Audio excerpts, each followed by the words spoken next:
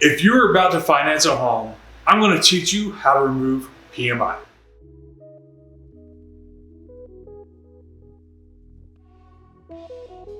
So, what is PMI?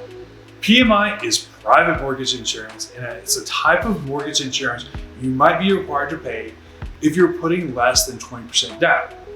Like other kinds of mortgage insurance, PMI protects the lender, not you. So if you stop making payments on your loan, that's where this comes into play. Now, many homeowners believe they have to pay PMI for the entire loan term or refinance to remove it. But some loan officers don't take this opportunity to educate their clients at application, as they may only have to pay PMI for only a couple of years. For example, on a single family home, primary residence, or a second home, here are some common ways to remove PMI. Now, this is the way we're using current value. Now, loans have to be seasoned for 2.5 years.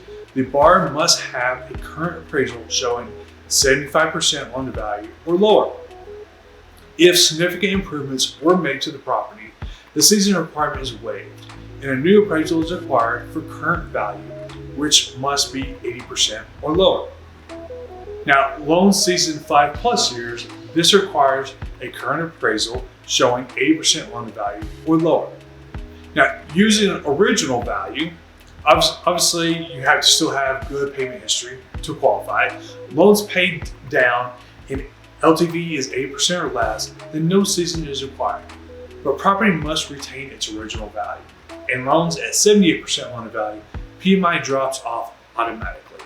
Look, another tip is if you are a veteran or qualify for a VA loan, you merely don't need to pay PMI whatsoever. Look, if you want more tips and tricks in financing a home, subscribe below.